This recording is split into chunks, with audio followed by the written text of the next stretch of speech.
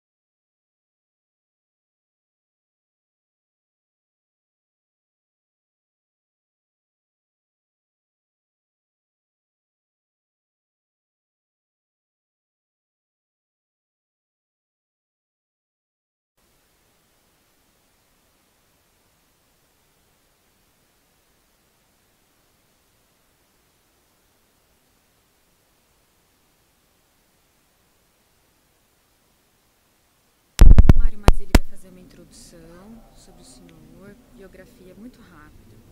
Assim que ele anunciar, eu entro com o senhor, ele cumprimenta o senhor e eu coloco o senhor na mesa. Fique tranquilo. Vou posicioná-lo. Tá bom. O celular se desligou, presidente. Como? O celular. Desliguei. Obrigada.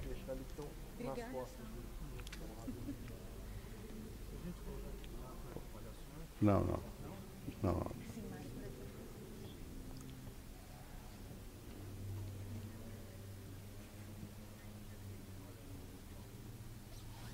Ok. Só monitora lá.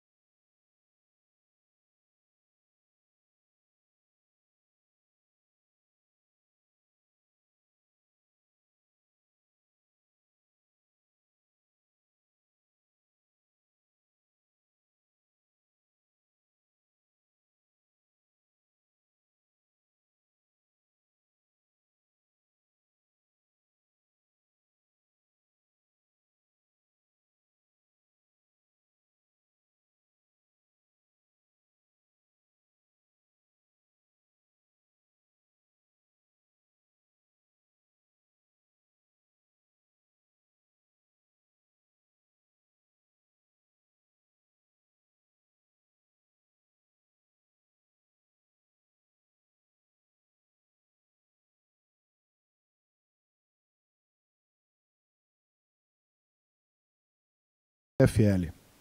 Nessa noite abordaremos o tema Política como Vocação, o que Weber tem a dizer sobre o mundo atual, com Fernando Henrique Cardoso. Lembramos que estamos em um set de gravação de um programa de TV, por isso nossos câmeras e equipe de produção poderão circular entre o público durante o encontro. Pedimos compreensão caso tenhamos que parar a gravação para adequações técnicas e que desliguem os celulares durante a gravação. Ao final da apresentação, nosso convidado responderá às questões do público. Eu chamo o palco agora Mário Mazzilli, diretor do Instituto CPFL, para apresentar o nosso convidado da noite.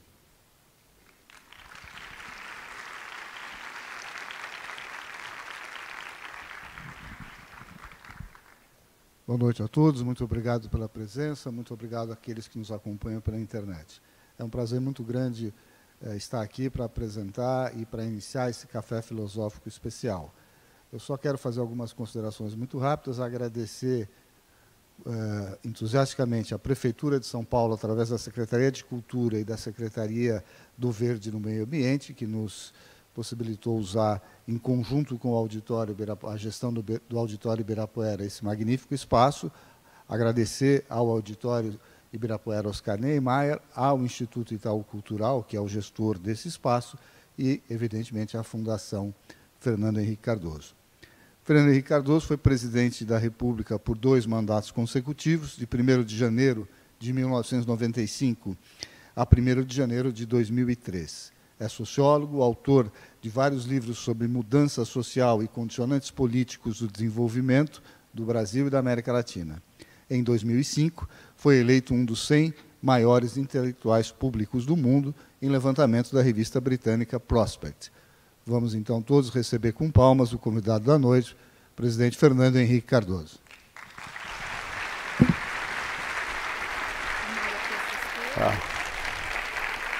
Obrigado. Obrigado. Obrigado.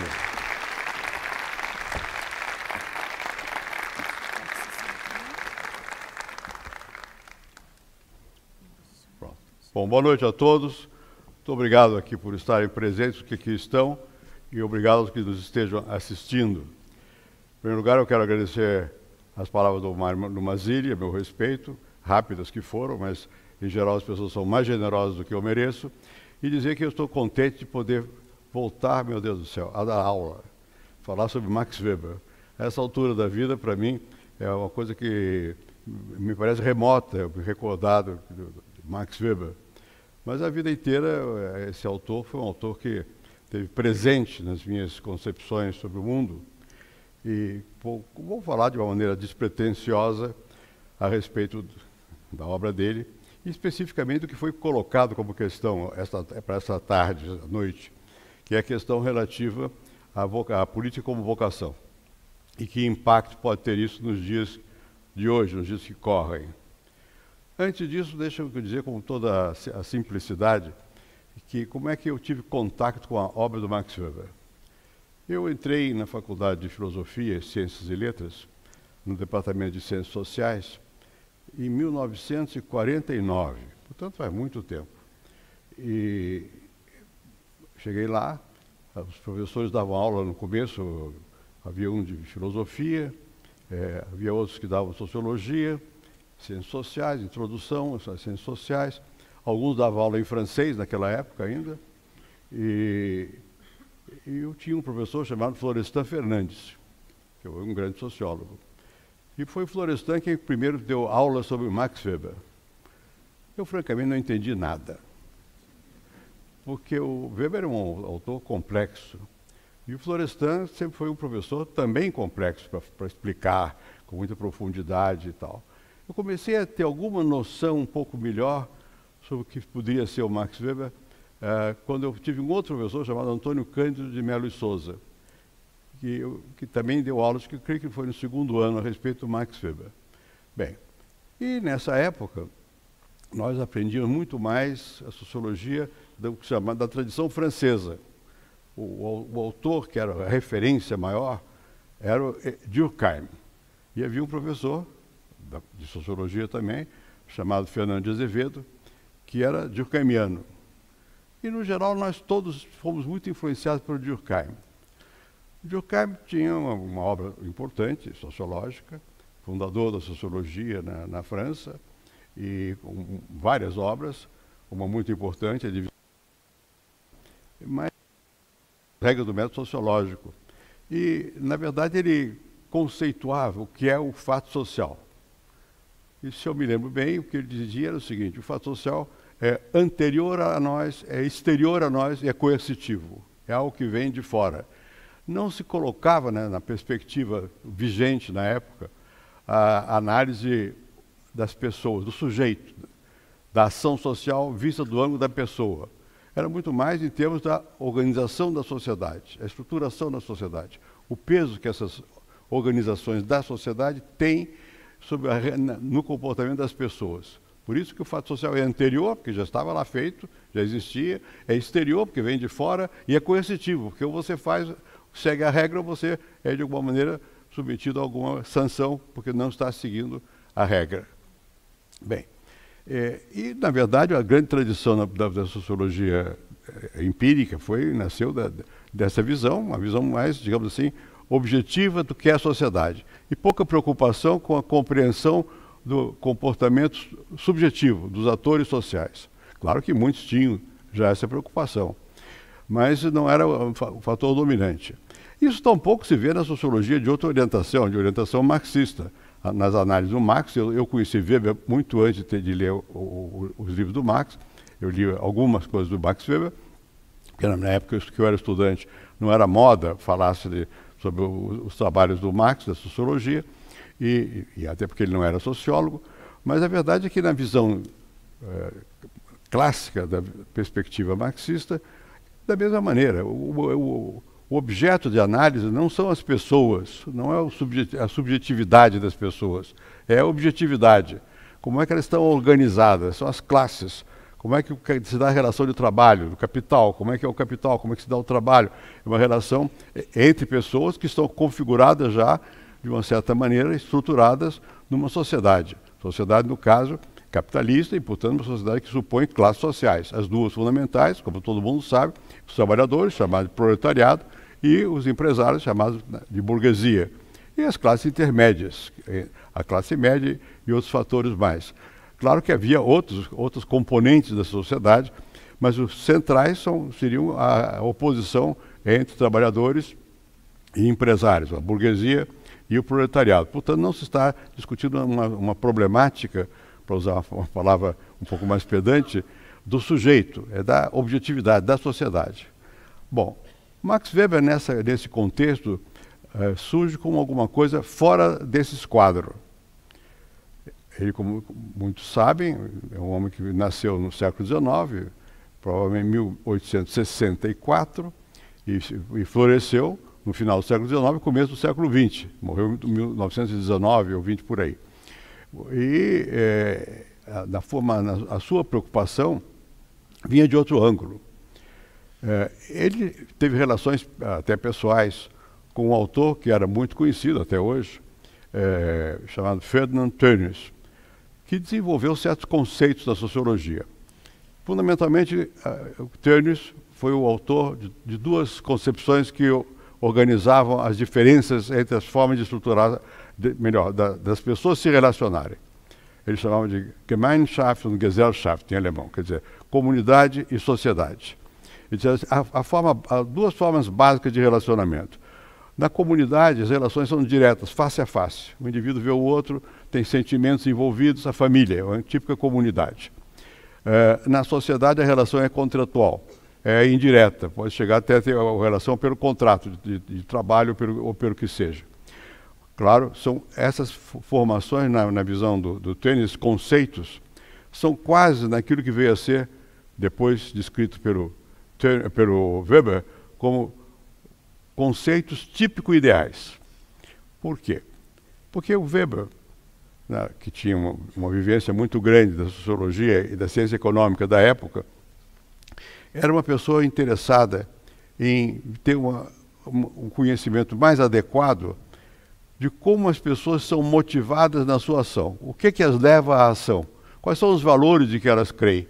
Como é que se dá, do ponto de vista subjetivo, a relação entre as pessoas? E para descrever as várias formas, tipos de interação, a relação entre as pessoas, ele desenvolveu conceitos que ele chamava de típico-ideais, ou seja, acentuava certos traços que não existiam necessariamente, empiricamente, na vida cotidiana, mas que caracterizavam não uma pessoa, mas um conjunto que ele dizia, bom, esse conjunto se relaciona de uma maneira X ou Y, e descrevia em termos de um tipo ideal. E começou a descrever as formas possíveis de relacionamento, de motivação das pessoas, o que orientava as suas ações. Então ele passou a se interessar pela ação subjetiva, que é motivada por alguns valores, alguns impulsos, alguns interesses, alguns sentimentos, e que se não se interpretasse a ação subjetiva, nós não teríamos uma compreensão adequada do fenômeno social. É uma visão bastante distinta da visão dos outros sociólogos que eu mencionei aqui. É uma visão distinta, e o Weber não era apenas uma pessoa concentrada nesse aspecto que eu mencionei. Ele também achava que, além disso, era necessário fazer o que chama um pouco pedantemente de imputações causais, descobrir a causa dos fenômenos. E, para isso, ele fazia trabalhos de sociologia comparada. O Weber tinha um conhecimento extraordinário, uma sapiência muito grande, não era ele o único. Na sua época, muitos eram pessoas de uma grande capacidade de compreender as situações, de escrever, analisar e estudar. Bom, e o Weber, ao mesmo tempo que ele desenvolvia, eu vou voltar ao tema, desenvolvia uma forma de entender a sociedade, compreender a sociedade, desenvolvendo conceitos que lhe pareciam mais adequados para a descrição das formas típicas de comportamento. Era também um homem de muita paixão pela vida, pela ação. Weber foi deputado, participava intensamente dos debates. Essa conferência, aqui me pedem que faça referência específica hoje, que é a Política como Vocação, foi uma conferência que ele fez em 1919, já quase, portanto, no final da sua vida, já de homem maduro, e ele está em briga com a Alemanha. Tinha estado em guerra, na guerra de 18, e ele estava em briga com os pacifistas, que tinha uma convicção de que o pacifismo seria a solução e que não se devia voltar a discutir as questões que levaram à guerra. Enfim, era um homem que estava profundamente ligado aos movimentos de sua época. Participou de partidos políticos, foi deputado, etc., etc. E tinha, ao mesmo tempo, um conhecimento histórico enorme e um conhecimento teórico muito grande. Foi professor, basicamente, nas áreas mais econômicas e jurídicas, era formado em Direito, foi professor em várias universidades, em Heidelberg, onde esteve a maior parte das suas obras mais importantes foram publicadas lá, ou ditas como essa aula mesmo, para alunos de Heidelberg, mesmo que fora do contexto de currículo. Ele fez duas conferências que ficaram muito famosas, a Política como Vocação e a Ciência como Vocação. Curiosamente, ele é mais conhecido por essas, digo, do ponto de vista da maioria das pessoas, por essas conferências do que pelas obras fundamentais que ele escreveu. E escreveu muitas. É difícil dizer qual é a principal, mas provavelmente é um conjunto de obras chamada Economia e Sociedade.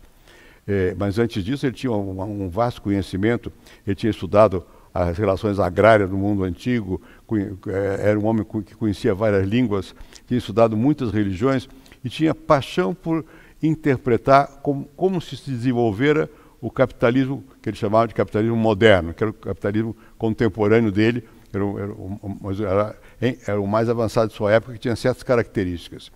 E, além dessas duas conferências que eu acabei de mencionar, Política como Vocação e Ciência como Vocação, talvez o trabalho mais conhecido do Max Weber seja a respeito da ética protestante e o espírito do capitalismo, que é um livro que resume uma vasta investigação que ele havia feito a respeito de por que e como foi possível que, numa certa época, o capitalismo moderno se caracterizasse pelo espírito de rotina, de método e as características que vieram a ser centrais na vida contemporânea, e também se preocupava com vários outros sociólogos da mesma ocasião com o que se chamava a racionalização crescente do mundo e, por consequência, a formação crescente de regras que são formais e que levam a uma análise do comportamento a partir delas e que cria condições para uma presença muito ativa das grandes burocracias. Ele tinha um certo, ao mesmo tempo, fascinação pela racionalização, que redunda numa burocratização, e, ao mesmo tempo, medo das consequências dessa burocratização. Bem, quando se vê o que o Weber fez para chegar às suas análises das configurações sociais que levaram ao capitalismo, e se lê a Ética Protestante e o Espírito do Capitalismo, não se percebe o quanto ele já tinha feito para entender o papel das religiões nas civilizações e quais eram as possibilidades de você atribuir valor explicativo a ideias e não só a interesses. E nisso ele se diferenciou bastante dos autores até então predominantes, porque para ele não era possível explicar os processos históricos a partir de uma só causa. E haveria, um pouco como na física contemporânea, a probabilidade de que vários fatores se transformassem em fatores causais, mas precisa estudar para saber qual desses realmente tem importância, por que este teve importância e não aquele. Por exemplo, na discussão sobre a ética protestante e o espírito do capitalismo, ele fez uma vasta análise em vários momentos de sua vida sobre o papel de várias religiões, das religiões hindus, da religião da cultura chinesa, várias formas de organização do pensamento e não dos interesses que tiveram efeito sobre a organização da vida, inclusive da vida econômica, da vida material. Em certa altura ele procura mostrar por que especificamente o capitalismo surgiu, o capitalismo moderno surgiu numa certa área da Europa e com certas características. É aí que entra o protestantismo como base da formação do capitalismo, por quê? Por causa da visão calvinista de que, na verdade, as pessoas, ao produzirem uma sobrevalia, a produzir lucro no seu trabalho, isso, ao invés de ser visto com suspeição, era visto como um sinal de que havia um reconhecimento divino do que estava sendo realizado e, portanto, havia uma legitimação da possibilidade de acumular. E, ao mesmo tempo, na ética ascética de certas seitas protestantes, ao mesmo tempo, haveria uma espécie de compostura no viver que impedia o uso do recurso abusivamente. Acumula, acumula, acumula, mas a vida é ascética, a vida é dedicada ao trabalho e é metódica. Bem, mas para mostrar que há essa relação que é suposta por Weber entre a formação da ética protestante e o capitalismo, ele fez uma análise que foi, em vários momentos da sua vida, muito mais ampla do que aparece na Ética Protestante e o Espírito do Capitalismo, naquele livro. Em muitos outros momentos ele esteve discutindo a questão de qual é o efeito das religiões, qual é o efeito dos valores, qual é o efeito das ideias no comportamento das pessoas, opondo-se de alguma maneira à concepção de Marx, de que está centrada precisamente no interesse econômico, na relação de produção, nos interesses materiais. E o Weber diz, não, é verdade que há interesses materiais, mas há mais do que isso, há valores. As pessoas atuam também pelos seus valores, e não só pelos seus interesses. Tem que analisar, tem que cuidar. Então ele tinha uma visão, digamos, caleidoscópica de como a interação entre as pessoas se dá. E ele tentou analisar o que ele chamava de vários domínios, seja o econômico, seja da religião, seja no familiar, onde seja, analisar como se dão as ações sociais. E sempre com a ideia de que a ação social ela é reconhecida quando ela expressa uma motivação de alguém, tem um objetivo, não é uma ação mecânica. E dá exemplos. Se duas bicicletas se chocam, é um acidente natural. Se as pessoas que estão guiando as bicicletas fazem um esforço, uma para se desviar da outra, ou depois para ajudar a outra, aí é uma ação social, que o comportamento de um está referido ao comportamento do outro. Só nesses casos é que pode, com propriedade, dizer, bom, aí eu estou no domínio das relações entre seres humanos e sociais. Então ele tinha uma visão muito mais rica quanto às imensas possibilidades de compreender de que maneira as sociedades se organizam, se formam, e não simplesmente em termos do mercado, embora eu soubesse que o mercado tinha um papel muito grande. E como eu disse aqui, Ele era uma pessoa de formação, deu aulas em escolas que eram de economia e tinha uma formação jurídica e econômica. Não era nenhum ingênuo, pelo contrário. Era uma pessoa que realmente tinha um treinamento muito amplo em várias disciplinas e trafegava com certa naturalidade de uma para outra. Na obra que talvez seja a mais significativa do ponto de vista teórico do Max Weber, que chama-se Economia e Sociedade, ele desenvolve vários aspectos da sua teoria, entre as quais uma tipologia das formas fundamentais de ação social. Ele diz, olha, a ação social pode ser motivada com relação a fins ou a valores. E pode ser, muitas vezes, uma ação que deriva simplesmente da tradição. Não está relacionada a nada, a não ser uma repetição. É uma ação racional com relação a fins, racional com relação a valores. Pode ser uma ação meramente impulsiva e pode ser uma ação que tem a marca da tradição. Temos que distinguir essas formas de ação.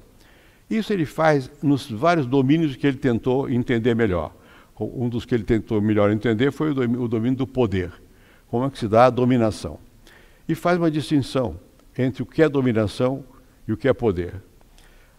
A dominação implica para ele, de alguma maneira, a aceitação da legitimidade de quem emite uma ordem.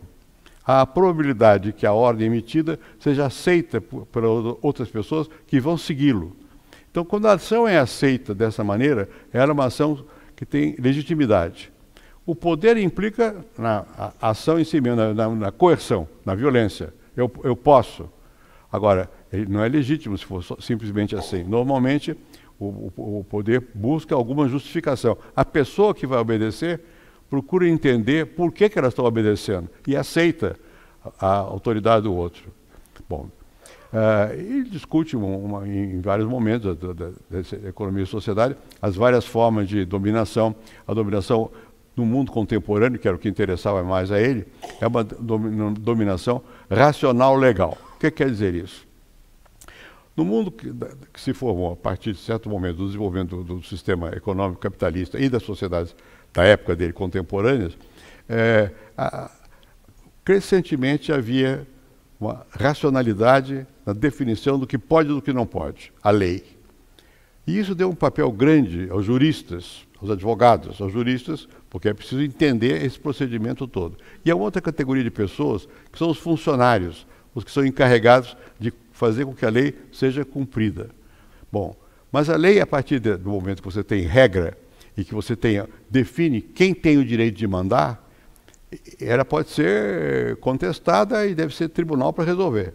E é preciso que haja regras claramente definidas e quem entenda dessas regras. E os funcionários que permitem ao príncipe exercer o seu mandato, a sua ordem, cumpri-la, passam a ser crescentemente também funcionários que são formados para respeitar o que está estatuído, a lei. Bom, isso não é um processo natural imediato, é uma construção que vai se decorrendo com o tempo. Nessa conferência específica do nosso tema de hoje, que é a política como vocação, o que ficou foi a parte final da conferência, ficou na memória, digamos assim, mais ampla da sociedade. A parte final da conferência, onde ele vai descrever as formas fundamentais pelas quais você pode ter um comportamento com um certo tipo de ética. Eu vou voltar também ao tema. Mas, na verdade, ele é uma conferência rica em vários aspectos, porque ele está mostrando, ao mesmo tempo, como se foram formando os partidos, de que maneira houve a perda de poder dos príncipes, das formas tradicionais de dominação que implicavam a obediência, quando desde sempre, mesmo o príncipe, quando mandava, e quando não havia ainda a secularização do poder, nem havia definição estatuída, pactuada das regras por uma Constituição, ele precisa de funcionários, ou seja, de pessoas que façam a ordem ser cumprida. E, em geral, essas pessoas, no caso mesmo, mesmo na relação feudal, que tem vassalagem, essas pessoas, elas próprias dispõem de meios para que a ação do príncipe seja cumprida. Não é o príncipe quem os paga para isso. Quando o príncipe passa a pagar, quando começa a existir uma dominação mais racional e já a separação entre o erário público e a fazenda privada, essas pessoas viram funcionários. Então, passam também a seguir o comando do príncipe, porque tem interesse. Quando nós chegamos na situação em que já existe maior racionalidade, em que existe modos mais estatuídos de definir quem vai mandar, o mando já não é mais tradicional, começam a formar-se partidos. Nessa conferência ele descreve a formação dos partidos. Descreve de uma maneira simples, direta, singela e muito competente, porque ele conhecia muito, entre outros motivos, porque Weber era um homem que viajava. Ele foi doente, tinha ataques de nervo com certa frequência, com várias consequências sobre a vida dele, pessoal, com a família, com todo mundo, se afastava do magistério e frequentemente viajava. Viajou muito pela Europa, foi à Inglaterra, foi à Itália várias vezes, foi aos Estados Unidos e viu de perto, como também Tocqueville, que é um outro grande teórico da democracia nas Américas, o Max Weber viu como se organizavam os partidos na Inglaterra, nos Estados Unidos, na Alemanha, que era um país onde os príncipes ainda tinham um maior poder, a tradição pesava mais e a modernização era menor, e viu a formação dos partidos, por exemplo, na Inglaterra, em que o poder local se organizava, tinha seus funcionários, não sei o quê, e o poder central, o quanto era central, se baseava muito no poder local. Porém, na verdade, no poder central, não era tanto o rei quem controlava, era o conjunto da nobreza que tinha um poder maior do que o do próprio rei. Nos Estados Unidos, havia eleição. Os partidos foram criados e também no poder local, quem negociava o voto era o que eles chamavam nos Estados Unidos de boss, o chefe, o dono, né?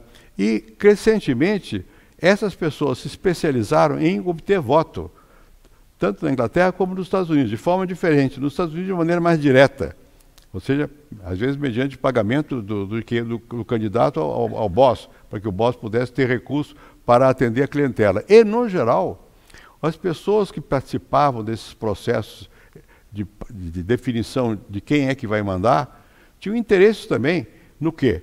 Na repartição do botim do Estado. Ou seja, em ter algumas posições, alguns cargos, algumas posições de governo, de nomeação. Isso variou de país para país, mas na cabeça do Weber era natural no processo político a existência de uma negociação implícita, sempre implícita e às vezes explícita, de que aqueles que estavam fazendo o jogo dos partidos, que por sua vez iam eleger os seus representantes, e aqueles que votavam, todos de uma maneira ou de outra, tinham interesse, algum tipo de interesse na participação política, porque disso afloriam certos lucros, certos recursos de vida, emprego e no limite, recurso, fortuna. Weber tinha uma visão de que o sociólogo não tem por missão colocar seus próprios valores na análise. Tem que analisar com as coisas como elas são. E não se arrepiar ao ver que as coisas são deste ou daquele jeito. Registrar o modo como essas coisas são. E nessa conferência, não apenas a parte relativa aos valores, que eu vou mencionar daqui a pouco, fundamentais, mas na parte relativa à história da formação dos partidos, se vê com que objetividade ele descreve a formação dos partidos, muito do que hoje em dia horrorizaria, porque implica numa relação em que alguém tira vantagem, ele diz, isso é o normal. A relação de poder implica em alguma vantagem. E, diz ele, na relação realmente de poder, há sempre uma violência implícita. Quem tiver horror da violência, que fique longe da política, diz ele. Porque a base do poder é a violência. No mundo contemporâneo, quando há a formação dos Estados, o Estado se define, é definido por ele de várias vezes, de várias maneiras, mas sempre com essa ideia central, o Estado se define pelo fato de ter ele o monopólio legítimo da violência. Para Weber, o Estado tem um monopólio legítimo da violência, mas usa a violência. Só que essa violência está concentrada, só o Estado que tem autorizado a usá-la para obter os resultados que sejam interessados àqueles que estão mandando num dado momento. Então ele descreve tudo isso como uma espécie de assépsia, não vai dizer é bom ou é mal, é assim. Bom, na sua caracterização dessas várias situações de dominação e de poder, não apenas nesse volume, nessas conferências que ele se descreve a questão de como se organizam os partidos, ele fala muito sobre o partido o tempo todo, como é que se faz os chefes, etc, etc. É curioso ver como, no fundo, a grande preocupação dele é a seguinte, nesse aspecto do poder. Qual vai ser a ação dos homens que vão realmente mandar? Aí quem leu Maquiavel, O Príncipe de Maquiavel, e uma vez tive que escrever uma introdução para uma das edições da editora, uma editora brasileira, que o livro era da Penguin, e agora está publicado em português, eu escrevi a introdução, tive que reler outra vez, né, Maquiavel, e ficou na ideia de que para o Maquiavel os fins justificam os meios. Bom, isso é muito criticado. Você pode matar porque quer obter um objetivo. Não é o que Maquiavel diz. Maquiavel diz que somente os grandes homens de momentos e circunstâncias excepcionais para salvar a República é que poderiam agir dessa maneira. Claro que o Weber leu Maquiavel. Para o Weber, em certas circunstâncias, a violência aparece. Quando ela não aparece é porque ela está latente. Mas o poder implica em ter alguma violência. Bom, isso leva a questões bastante complicadas do ponto de vista moral, do ponto de vista ético. A análise weberiana não é uma análise tipo moral, ética, tem uma análise objetiva, como se dão as coisas, de que maneira. E ele está preocupado com o mundo contemporâneo, que o mundo já tem Estado, o mundo já é racionalizado, e ele tinha uma relação difícil com os partidos de esquerda na Alemanha. Ele foi, em certa altura, social-democrata, quando a social-democracia não era o que veio a ser depois, mas já era um partido, digamos, a expressão não é dele, à esquerda, mas ele estava preocupado também com a burocratização e em vários momentos dessa conferência, ele mostra que, no fundo, aqueles que estavam propondo a revolução eram ingênuos, bolchevistas, porque vão fazer, é uma ética, digo eu, não ele, maquiavélica. A revolução, a violência justifica-se porque eu vou depois criar o paraíso. Dizer, é ingênuo porque nunca vão criar o paraíso. Ficam só fazendo a violência e não querem reconhecer a violência do outro. E para o Weber, nada mais detestável do que as pessoas não reconhecerem o que fazem, assumir a responsabilidade pelos que fazem. Tem que entender que se você está na vida política, você tem que assumir responsabilidade pelo que você fez. Então, ele tinha uma visão, digamos, grosso modo, individualista, liberal, era favorável achava que a forma de organização econômica que ia prevalecer era o capitalismo, mas ele era muito objetivo nas análises. Mesmo quando ele discutia outras situações, ele tinha que tentar, pela metodologia dele, compreender o sentido subjetivo da ação. Por que eu vou fazer o que eu faço? O que justifica para mim mesmo o que eu estou fazendo? E, por consequência, ele tinha que discutir a questão que está nessa conferência, e por isso ela ficou famosa, a questão do tipo de ética que caracteriza a vida política e o tipo de ética que caracteriza a vida fora da política. A política, para ele, é o Estado. Os partidos se organizam para tomar conta do Estado. O que as pessoas querem ao tomar conta do Estado é tirar vantagem ou, enfim, obter meios de sobrevivência, de vida, emprego, não sei o quê. E é uma luta permanente, mas o Estado ele não mascara que o objetivo maior, contínuo, é de obter a capacidade de você, ao poder mandar, também retribuir aqueles que te apoiam e retribuir como dando posições, dando recursos de vida, de sobrevivência, etc, etc. Mas ele não era simplesmente um realista qualquer. Não. Ele dizia, olha, o verdadeiro homem político, diríamos hoje, de Estado, ele tem que ter uma vocação. Isso é uma ideia que vem ele tinha uma forte influência da mãe dele, que era muito piedosa, calvinista, protestante, a ideia da vocação, a ideia do calling, o chamamento divino, né? Tem que ter uma vocação. Bom, e o que justifica a ação pública de alguém, a política de alguém, é o fato de que esse alguém abrace alguma causa. Mas não só, porque a causa pode ser um pretexto. A realidade pode ser simplesmente um poder pelo poder.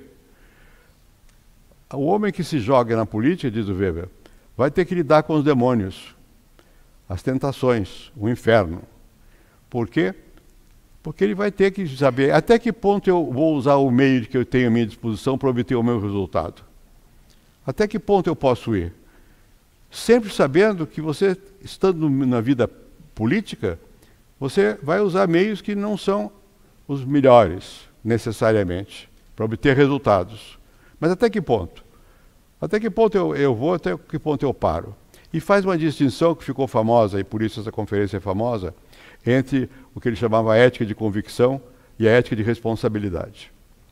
Ética de convicção é a ética que vem das religiões. Você está convencido de quê? E ele faz a comparação. No Evangelho, você tem lá predicados. Se alguém te cospe de um lado da face, dê o outro lado da face. Ele pergunta, será que o outro quer? O outro lado da sua face? Por que isso? Mas você tem que ir. Na ética de convicção, você não tem meios termos. Você é ou não é? Está ou não está? De acordo com a posição dada tal ou qual. Na ética de responsabilidade, que para ele é a ética fundamental do político, o político tem que medir as consequências dos seus atos. Não é o ato em si, ele é responsável, mas ele é responsável também pelas consequências do seu ato e até da sua inação. Isso não quer dizer que ele se libere de ter convicções, ao contrário. Para ele só justificaria realmente um político com P maiúsculo se o político abraçasse uma causa, portanto tem uma convicção. Mas ele tem que ser, mesmo que tendo uma causa, os bolcheviques tinham uma causa, a revolução, para ter por causa da igualdade da sociedade. Apesar disso, diz ele, são responsáveis por uma matança que haja. O político não pode se eximir da responsabilidade dos seus atos, e muito menos dos seus não atos. E pior, você pode agir com um objetivo e você vai ter um resultado diferente daquele que você está imaginando.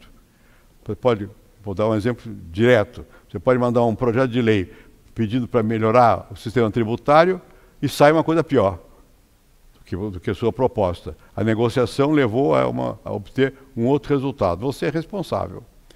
E mesmo que você tenha tido outra intenção, você não vai ser julgado pela a sua intenção conta no momento da motivação do seu ato, você tem que saber qual é, o analista tem que ver qual é, mas o resultado é outra coisa. E você, se for um político realmente grande, você sabe que você é responsável. E você sabe também que entre as suas responsabilidades está o de não temer os demônios, saber que eles existem. Ou seja, aceitar que há um certo realismo, com um certo realismo, que existe um lado que é mau. E nem sempre você consegue fazer tudo só usando o bem. O bem e o mal têm momentos de indefinição, mas isso não perdoa o político de ser julgado por si mesmo e pelos outros. Ele era muito rigoroso quanto ao julgamento de cada um sobre seus próprios atos. E ele tinha horror ao pacifismo. Na Alemanha havia uma corrente pacifista muito forte. Quando ele está falando no político de convicção, ele está pensando, não sei, mas em grande parte, nos pacifistas do seu momento. Somos pacifistas agora, mas nós já fizemos a guerra. Nós fomos para a guerra, é preciso ganhar a guerra. Não adianta você justificar que perdeu a guerra porque o outro... Não, perdeu porque perdeu. Você tem que explicar por que você perdeu. E você não tem que ficar arrependido do que fez, se você fez com valores. Enfim, é uma visão muito complicada, muito complexa sobre como se avalia o comportamento humano. Mas certamente ele estava olhando para a política com este olhar. Política para ele é uma vocação. E quando ele diz que é uma vocação e que tem que assumir a sua responsabilidade, ele na verdade está pensando no grande político. No grande político. Ele não está pensando, ele sabe que a política se compõe do cotidiano, do funcionário do partido, daquele que vai colher o voto, do que vai até comprar o voto. Se compõe disso. Mas não é a esse pessoal, a esse tipo de ser humano que ele está nesta conferência se dirigindo. Ele está se dirigindo ao grande político, ao político que tem vocação. E o político que tem vocação tem senso de responsabilidade. Para ele, basicamente, o político tem que ter coragem, tem que tomar decisões, ter senso de responsabilidade e assumir responsabilidade pelo que faz. Bem, tomar decisão é fácil de dizer e difícil de fazer, mas a vida, na visão weberiana, você tem o tempo todo que está avaliando qual foi a motivação e de que maneira ele agiu para tomar uma decisão. Ele faz escolhas. Ou seja, ele supõe que o ser humano é livre e supõe que ele é responsável, porque ele é livre. Como ele é livre, ele é responsável ao mesmo tempo. Ele tem que escolher. Não há dúvida. As escolhas são múltiplas, não há um caminho só. Há vários caminhos, como há vários caminhos para a explicação dos conjuntos sociais. Não há um só. Ele se opunha à visão de um fator só, exclusivo. Há vários. Mas você, como ser humano, político, você tem que escolher e assumir a responsabilidade pela sua escolha e pelas consequências da sua escolha. Não é uma análise simples e é angustiante. De alguma maneira, se poderia dizer que é uma dimensão do pensamento weberiano que é quase existencialista, é dramática. E quais são as consequências dessa visão para os dias que correm? Que é a pergunta que está implícita na nossa conversa aqui hoje. Enorme. Porque a gente faz escolhas. Nós escolhemos. E depois que nós escolhemos, está escolhido, ser responsável. Mesmo que você diga, meu Deus, não devia ter feito, já fez. Você vai ter que assumir a sua responsabilidade pela escolha. E a escolha é sempre dramática. Você não tem uma regra que diga, é esse o caminho. De alguma maneira você cria o caminho. O político, para o Weber, o grande político, é um demiurgo. Ele cria uma situação. Bom, nem sempre isso acontece. Acontece na forma de dominação racional legal, quer dizer, quando você tem uma Constituição, tem regras, tem lei, aí aumenta a responsabilidade. Quando você tem uma dominação tradicional, também é assim. Só que você resolve pela tradição. Vai fazer o que sempre foi feito. Você obedece à sua memória histórica e vai fazer o que sempre foi feito, repete e tal. Bom, e tem, e para o Weber é muito importante, uma possibilidade de, em certos momentos, você quebrar as regras. Quando é que você pode quebrar a regra? Quando parece o horizonte fechado, surge alguém superdotado. Não superdotado do ponto de vista intelectual, mas do ponto de vista emocional. Tem o que ele chama de carisma, a capacidade de influenciar os outros. É uma quase magia, a capacidade de influenciar o outro. E o líder carismático, ele geralmente é o líder que quebra a estrutura e cria uma nova. Ou, pelo menos, tende a ter a possibilidade de fazê-lo. Então você vê que na análise weberiana, apesar dele ser uma análise muito objetiva, racional, e procurar sempre ligar a motivação aos meios usados, o resultado obtido, a complexidade da vida das sociedades, etc., etc., ele no fundo acredita que em certas circunstâncias, como Maquiavel também acreditava, o grande homem pode fazer.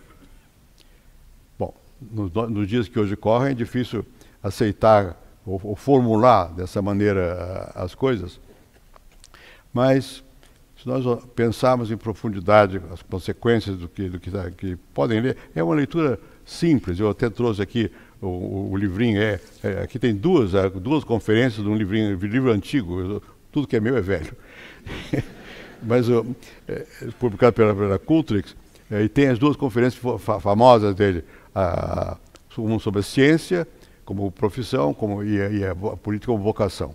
Bom, é uma leitura agradável, simples aparentemente, porque traz todas essas complexidades.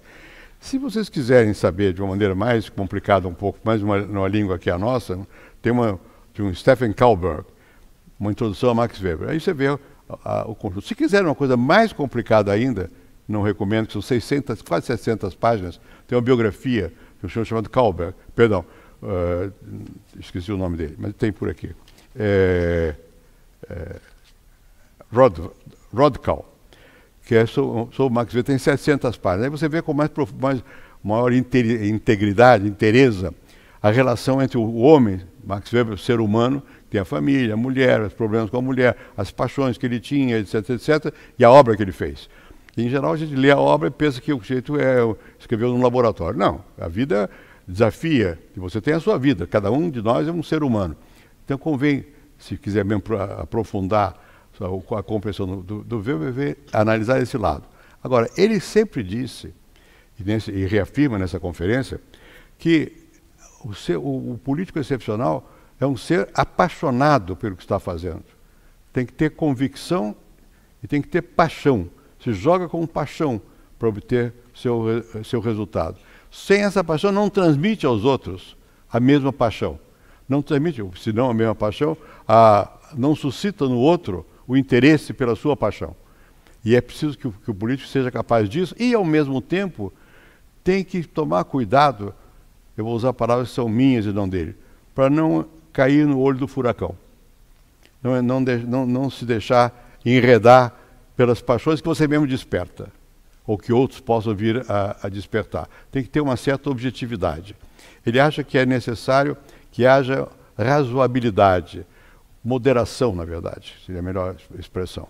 O político tem que ter, ao mesmo tempo, uma causa, se jogar com paixão, não se deixar levar no olho do furacão e ter moderação nas suas ações. Bem, pensando nesses termos, vindo agora para a contemporaneidade de Max Weber, para quem tem alguma experiência do poder, não recomendo. E não recomendo pelo que ele mesmo diz, porque você vai lidar com os demônios da vida. Não é só a salvação. Os demônios são parte dessa realidade. Mas você tem que ter condições psicológicas de lidar com ela.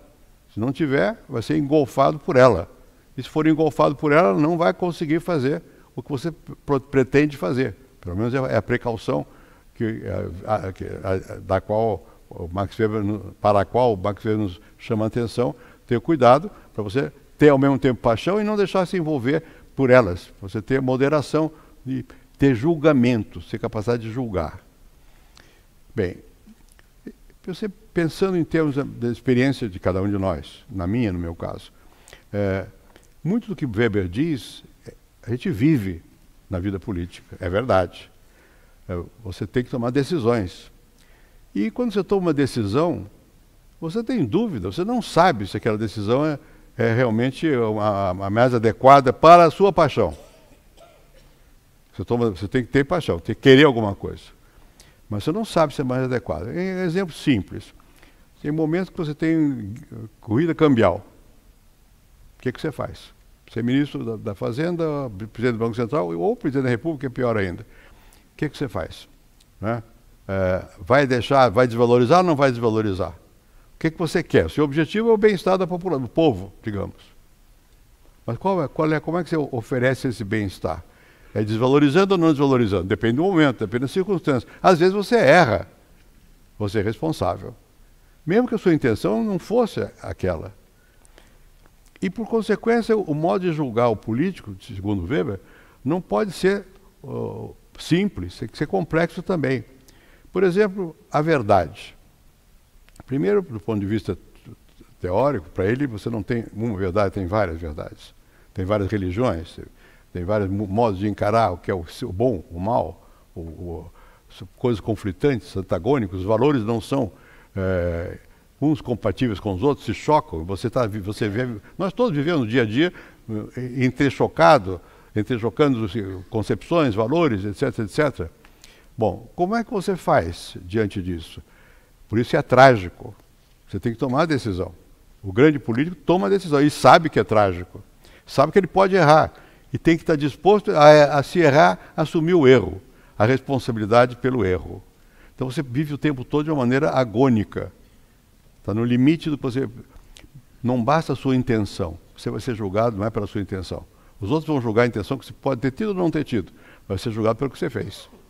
E o que você fez com um objetivo, com uma motivação, e pode ter dado um resultado diferente. Você vai ser cobrado por esse resultado. E você não pode escapar dele. Não adianta dizer, eu me enganei. Você pode dizer, mas você vai continuar sendo cobrado pelo que você fez, mesmo sem querer fazer. Por isso que é dramático. Por isso que não é para qualquer um, no ponto de vista do Weber.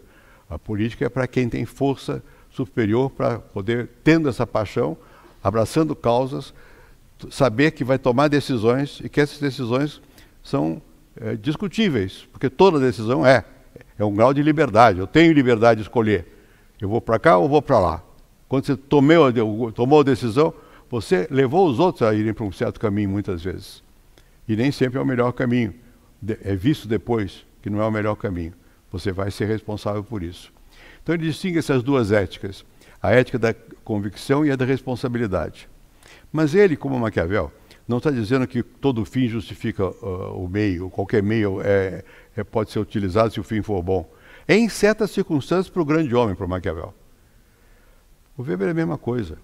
Não é que a ética de responsabilidade anule na ação do político a convicção, ou a responsabilidade pela escolha. Ele tem escolha. Como é que você escolhe? Você escolhe entre valores, que não são absolutos, são às vezes contraditórios. E você vai fazer a escolha. Você tem liberdade. O custo de liberdade é que você vai ser sempre responsável pela sua decisão. E isso pode ser grandioso, ou não. E se vai ser ou não, não vai depender da sua subjetiva vontade, mas de como é que as coisas acontecem no mundo, na história. É por isso que é dramático, porque você tem a responsabilidade sobre o que fez, sobre o que não fez, sobre o que os outros fizeram com o que você fez. Isso é verdade. Isso é uma verdade grande. E diz ele, e o risco maior do político, ele usa essa expressão, é o da vaidade. É o de imaginar que é um movimento que é momentâneo, febril, é paixão, quando não é. Muitas vezes não corresponde a alguma coisa realmente profunda do seu ser. Você não fez uma escolha realmente baseada naquilo que você, no seu mais profundo ser, você acredita. E também você pode ficar, muitas vezes, tomado pelo que você fez como vaidade. E a vaidade te perde o político. Tudo isso é verdade, tudo isso é aplicável nos dias que correm. Cada vez mais, vendo o que acontece no mundo e a situação que nós estamos, eu não quero entrar diretamente nela aqui, a gente verifica que nós estamos num momento de transformação muito grande nas relações entre as pessoas. Eu citei um autor que eu gosto muito, chama-se Tönnies, que o Weber também conhecia e gostava. Comunidade e sociedade. Bem, eram polos opostos. O Weber sabia que isso é na teoria. Na realidade, você tem a história não desaparece, vestígios do passado são repostos no presente, o que é comunidade tem às vezes aspecto de sociedade e vice-versa e tal. Mas nós hoje vivemos num mundo em que as pessoas passam a interagir por meios eletrônicos umas com as outras. A internet. Nós criamos relacionamentos, tribos de pessoas, e são tribos, é comunidade. Aqui não é uma comunidade, mas tampouco é uma sociedade, não é uma regra pactuada. E você cria essas tribos, e você interage nas tribos, e umas tribos com as outras, ou contra as outras.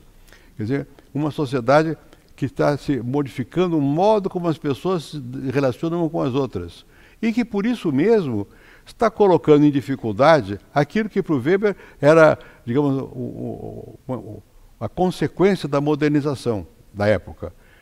As estruturas, os partidos, os sindicatos, as organizações das quais nós dispomos, porque nós dispomos de modos de comunicação que não passam por essas estruturas, vão direto de pessoa a pessoa, e que têm efeito sobre as decisões que vão ser tomadas em função também dos partidos, dos sindicatos, do Estado, etc, etc. Um momento em que é preciso imaginar que uma espécie de transição do mundo que nós conhecemos, o Weber viveu no fim do século XIX, começo do século XX, onde a civilização urbano-industrial, capitalista moderna florescia. Nós estamos num outro momento em que não se sabe muito bem o que vai acontecer quanto no futuro, mas certamente as mesmas formas que potenciam a relação entre as pessoas, podem aumentar a produtividade, a inteligência artificial, a utilização de robô e tudo isso. Bom, e isso vai criar muito, a acumulação aumenta muito e o emprego não. Quer dizer, como vai ser a sociedade do futuro? Nós não sabemos muito bem, vivemos uma época de incerteza e de medo. Quase todas as transformações, Maquiavel também viveu um período desse tipo, só que de grandeza, mas ele percebeu o novo mundo. Nós estamos no começo, eventualmente, reitero, eventualmente, de um novo mundo que nós não conhecemos muito bem.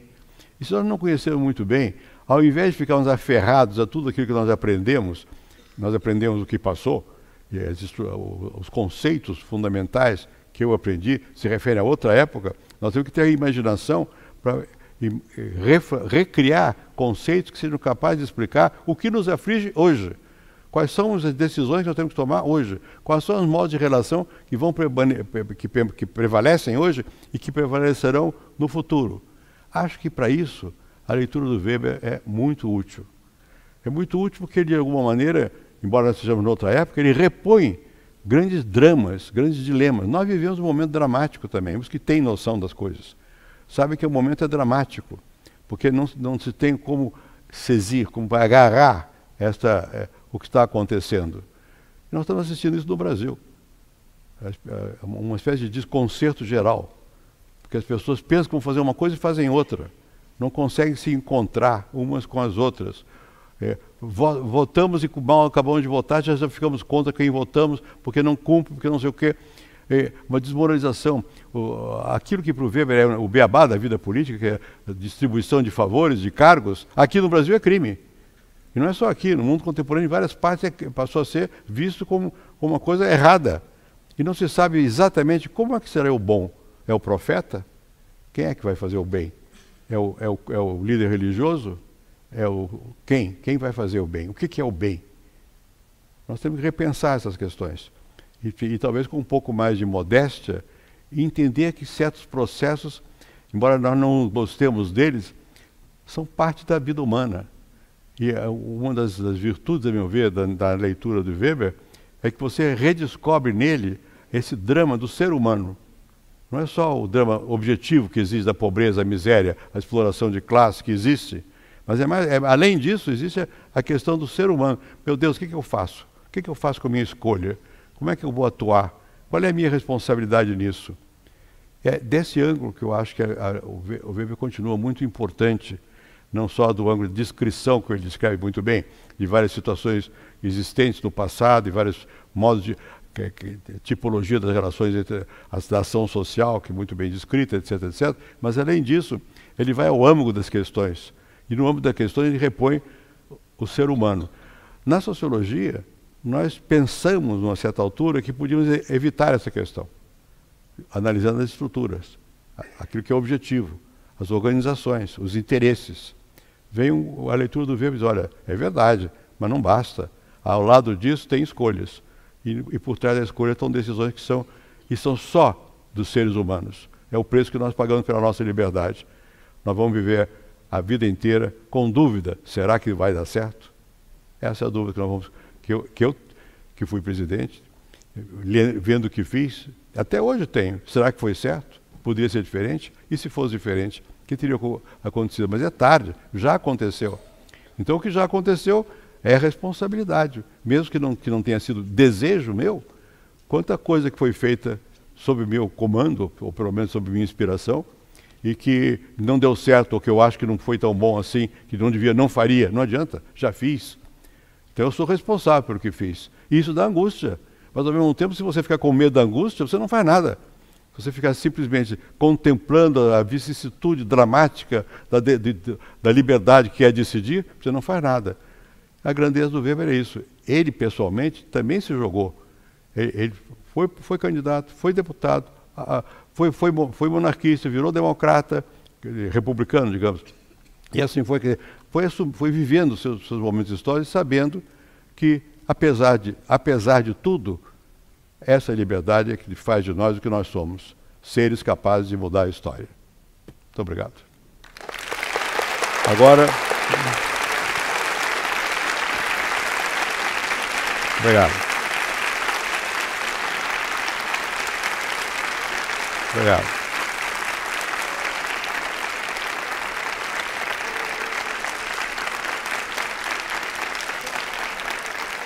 A diferença de quando eu era professor é que eu sabia mais coisas do que eu ia falar naquele momento e nunca tive aplauso na aula. Bom, agora temos as perguntas aí. Presidente, obrigado. Em nome do pessoal que está acompanhando pela internet, tivemos um alcance de 5.000 pessoas nas transmissões que a gente faz ao vivo para o Facebook, YouTube, também no nosso aplicativo, também no nosso site.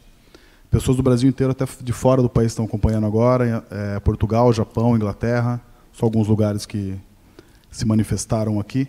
E para começar, a gente vai fazer um bloquinho, são 2 perguntas que estão relacionadas. A primeira é do Edgar, ele diz assim: professor, a vocação do político está terminando ou a contemporaneidade está trazendo novos atores à política? O nosso tempo mundialmente é o da transição da política? E a Ruth pergunta, ela gostaria que o senhor comentasse sobre a importância de se conhecer a teoria política e sociológica para o exercício da política. Temos cada vez menos políticos especialistas em política e em sociologia. E quais as consequências disso? Bom, vamos lá. A primeira questão. A primeira questão, os atores mudam. Necessariamente, em cada momento histórico, são atores diferentes. Muito interessante nessa conferência do Weber, por exemplo, é que ele chama a atenção da importância dos jornalistas na política da época dele. E categoria que no Brasil não se deu o valor que tem na vida política.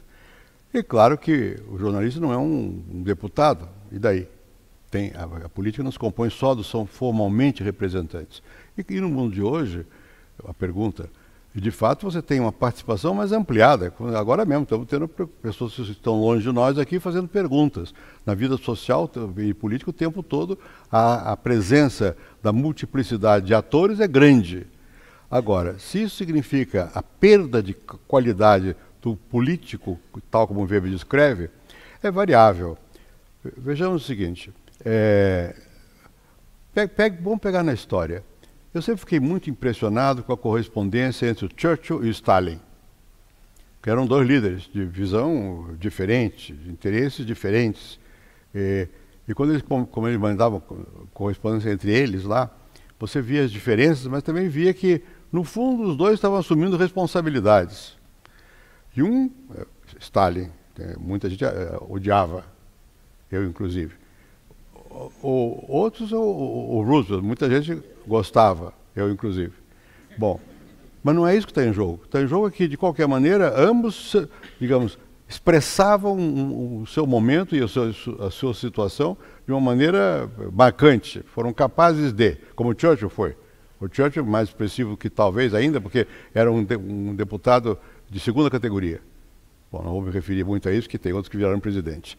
Mas o fato é que o Churchill virou primeiro-ministro, que mostra que a pessoa pode se revelar, né? Bom, eu não sei se no mundo de hoje o que vai acontecer é o que está previsto na pergunta, ou seja, vai ser uma mediocrização da política. Não sei, porque o evento de um grande líder é um evento, acontece, não é o tempo todo, né? Agora, a probabilidade que exista é a mesma que sempre houve. Existe a possibilidade. Possibilidade não quer dizer que é virtual, não existe. Há dificuldades maiores na afirmação, como aqui no caso do Weber descreve, a afirmação de liderança é mais complexa hoje, porque ela passa por mais gente e ela requer habilidades que o político tradicional não tem, entre as quais de falar com essas pessoas ocultas, falar pela internet, usar o Twitter. Alguns têm, outros não têm essa capacidade, né? Portanto, como nós estamos num momento de transição, dá a sensação de que, de repente, houve uma mediocrização. Eu tenho dúvidas. Eu acho que se você olhar o mundo, não o Brasil, mas o mundo, você vai ver que a pessoa... Vou dar um exemplo. A Merkel. Eu uma vez fui à Alemanha, era o Kohl, o primeiro-ministro. E o Kohl me disse que eu devia conhecer uma pessoa. Bom, se vocês forem ver nos diários meus da presidência, eu me refiro. Eu nem o nome guardei, era a Merkel. Quer dizer, ela virou a Merkel, né? Não me impressionou naquele momento. É erro meu, provavelmente. Mas, de qualquer maneira, virou a Merkel. Quer dizer, uma pessoa que tem capacidade de liderança grande no mundo, né? Nem sempre o líder é bem sucedido. Eu uma vez também, um exemplo não brasileiro, assisti na França as primeiras apresentações grandes do Macron como candidato. Eu digo, ele vai ganhar, ele pode ganhar. Ganhou. E vai ver o que está acontecendo. Uma dificuldade enorme para ele. Ainda não se sabe ainda se vai conseguir ou não imprimir seu selo na história. Então aqui também nós temos que ter um pouco de paciência. Não está dito que vai surgir. Pode não surgir. Mas você fica empacado por muito tempo, mas de repente surge. E se for para seguir os conselhos do Max Weber, se aparecer, tomara apareça alguém que lidere, alguém que tenha paixão, que contamine, que seja capaz de ter equilíbrio, seja capaz de julgar bem e que mude, que crie uma nova institucionalidade, que tenha carisma para tanto. Tem que apostar. É uma aposta, não é um resultado científico. A outra pergunta que era sobre o papel da teoria política, sociológica, etc, etc. Não é indispensável. Ajuda. É melhor você saber do que não saber. Mas não é indispensável. Nós temos casos no Brasil de pessoas com muito pouco capacidade, não digo, formação intelectual, e foram bons políticos. Há muitos casos. Não é necessário. O que é necessário é que tenha as qualidades que o Weber descreve. Tem que acreditar, tem que abraçar uma causa, tem que ter coragem, tem que saber lidar com os demônios da vida, não pode tapar o nariz e dizer, não, esse não serve, porque é parte, tem que ver, e tem que escolher, tem que assumir responsabilidade. Então, isso é mais importante do que ter o conhecimento teórico das questões. O conhecimento teórico, às vezes, ajuda, nem sempre, às vezes ajuda, às vezes não, porque às vezes te limita.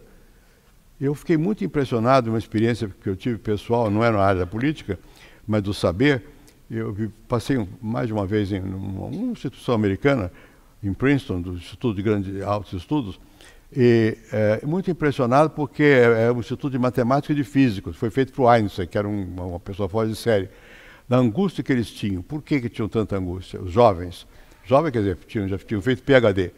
Bom, porque nessas ciências tipo matemática, física pura, quanto mais você sabe, mais difícil fica você imaginar, você criar. Isso acontece. Talvez aconteça na política também. Muita sabedoria te inibe. Você fica prevendo resultados, fica com medo de tomar a decisão. Às vezes a audácia é necessária. Então, eu tenho dúvida quanto ao efeito positivo ou negativo de você ter muito saber sociológico ou muito saber político para a vida política. É bom para a gente, para quem sabe. Uma pergunta que veio do público aqui, do João Felipe, e ele diz assim, que o Weber caracteriza a modernidade com o desencantamento do mundo, uma emergência, portanto, de democracias. Até que ponto esse desencantamento pode prejudicar a paixão pela política? Em outras palavras, a noção de técnica não destrói a política? Bom, não foi só o Weber. Naquela época se falava muito dessa questão do desencanto do mundo. O mundo deixou de ser encantado, etc, etc. E havia essa preocupação com a racionalidade crescente. O próprio Weber, mencionei, sabia que o mundo ia ser burocrático, ele tinha horror à burocracia, acreditava mais na possibilidade do grande homem, do carisma. Ele não diz isso, mas da leitura se depreende. Então, se você tiver um mundo onde a racionalidade técnica for capaz de esmagar a criatividade, ele tem razão. Mas eu não acho que isso vai acontecer. Eu acho que a despeito do desenvolvimento técnico, da política ser democrática, de haver racionalização crescente na vida, na sociedade, sempre é possível que haja momentos que você necessite de ter a capacidade de criar um novo, de inventar, de ter uma causa, de se jogar com paixão sobre ela. Talvez, não creio que isso vai impedir a emergência de uma liderança. Agora, tem que ser uma liderança capaz de entender o mundo. O Weber tentou o tempo todo entender o mundo dele. Nós temos que entender o nosso. O nosso é desse jeito, é um mundo em que a razão técnica, a razão da eficiência é grande, em que os objetivos de eficiência são grandes. O político que não entender isso não vai ser capaz de desempenhar-se politicamente bem. Quer dizer, não adianta você ter qualidades abstratas como político, tem que ter qualidades em função da situação que você está vivendo. Então eu espero que, a despeito da crescente tecnologização e do desencanto do mundo, alguém volte a encantar o mundo. Quer dizer, se volte a propor alguma coisa que levante a aspiração nas pessoas, esperança, para que as pessoas avancem. Político que não é capaz de despertar esperança, não abre caminho, não tem entusiasmo, não tem seguidor. Por definição, o político precisa ser capaz de um certo encantamento do mundo. Nele não pode prevalecer a razão técnica. Daí a dificuldade do intelectual ser político. Eu vivo na pele isso. Chega um momento que você tem que não digo, o Weber, a uma certa altura, deixou de ser político. Mas ele tinha paixão pela política. Bom, No meu caso é diferente, porque eu tenho que reconhecer que não dá mais, é outra coisa, é a idade. mas tem que reconhecer, e não por isso você vai deixar de entender que a política é uma parte indispensável da vida, o domínio faz parte da vida. São mais duas perguntas também relacionadas, as duas vieram aqui do público, uma do Sérgio, a outra da Elisa. E o Sérgio te pergunta assim, temos hoje um governo orbitado por milícias abertamente favorável à liberação do uso de armas. E tem uma centena de militares estrategicamente colocados e pouco bom senso para controlar isso. Que risco esse panorama representa para a sociedade? É a pergunta do Sérgio. E a Elisa pergunta assim, para Weber, o Estado possui o monopólio legítimo da violência. Como explicar um Estado que permite a posse de armas à população? Esse Estado não abre mão desse monopólio? Indiscutivelmente abre mão. Eu sou contra. Eu acho que você tem que armar o Estado, armar a polícia, melhor, deixar a polícia mais ativa. Agora, armar indiscriminadamente a população, realmente você está abrindo mão de uma parte daquilo que é próprio só do Estado. Qual é a lei que rege? É o meu interesse? É o meu sentimento? É o meu ódio momentâneo? É a minha suspeita? É complicado. Então, eu acho que desse ponto de vista, tem razão. O Estado, a meu ver, o Estado devia ter o controle. A outra questão que está implícita ou explícita na pergunta é um pouco diferente. É a questão dos militares. Veja, eu fui exilado em 1964. Passei vários anos fora do Brasil. Perdi a cátedra em 69, pelo AI-5. Não obstante, temos que fazer como o Weber recomenda, tem que analisar com objetividade as coisas. Naquela época, os militares tinham um projeto e havia Guerra Fria no mundo. Havia um mundo dividido e havia um projeto. Não é a situação atual. Na situação atual, você não tem a divisão não é tão dramática como foi no passado, de quase subversão interna, guerra, etc., etc. Não é? Há quase que uma maior tranquilidade, pelo menos até agora, uma certa tranquilidade. E, por outro lado, não há um projeto emanado da força militar. No tempo de 64 havia um projeto que não era antidemocrático na cabeça deles, era democrático, mas era outra democracia, era contra o risco do populismo, da demagogia. Bom, depois até vou falar sobre demagogia um pouquinho mais. Mas, enfim, hoje não há isso. Os militares que estão no governo não estão representando uma vontade de poder das Forças Armadas. Estão lá como pessoas.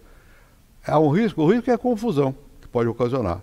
Ter demais, e então as pessoas acharem que são as Forças Armadas, como se elas tivessem um projeto. Fora disso, eu tenho que ver se são competentes, têm bom senso ou não têm bom senso para fazer.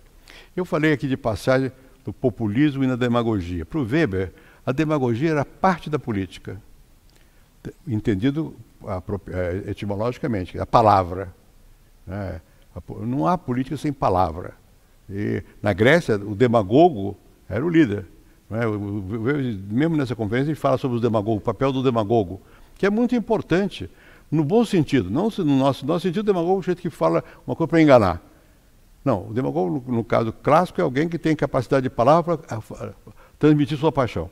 Então, nesse sentido, a política implica em algum grau de demagogia. São mais duas perguntas também, uma do público, uma da internet, que também são relacionadas.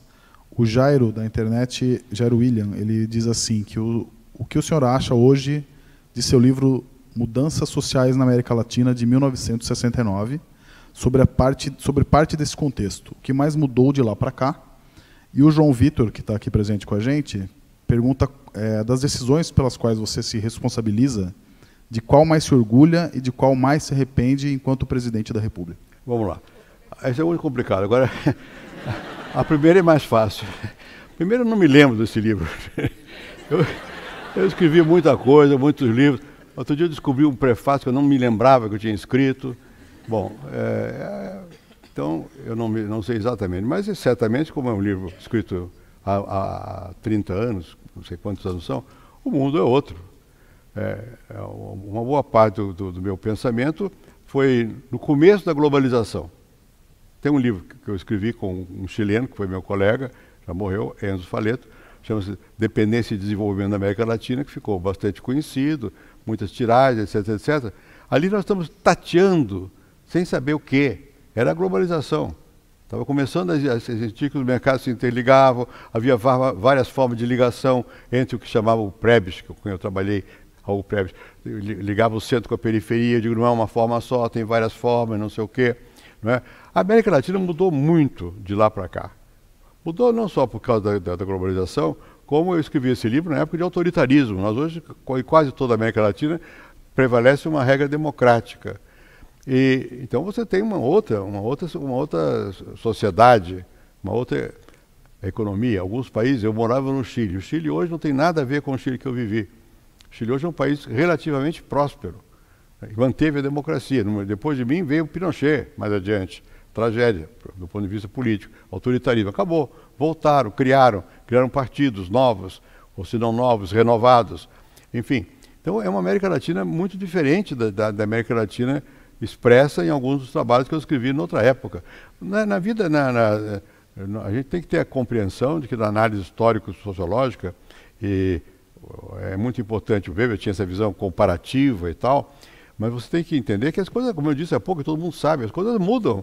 E você, quando escreve a respeito de um período, é daquele período. Quando o período mudou, você tem que reescrever. Eu acho que você é responsável se você não reescrever. Se você ficar com a sua cabeça parada no tempo, bom, o pessoal vai te aplaudir porque você é coerente. Se você não é coerente, é bobo. Porque o mundo mudou e você ficou parado no tempo. Tem que acompanhar. Quer dizer que você renega o que fez? Não.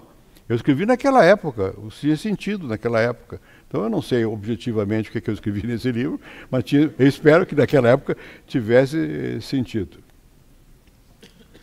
Uma pergunta da Luna, ela está acompanhando a gente direto da Inglaterra, e ela te pergunta se, ao pensar o sujeito no centro da análise sociológica, Weber propõe um estudo individualista.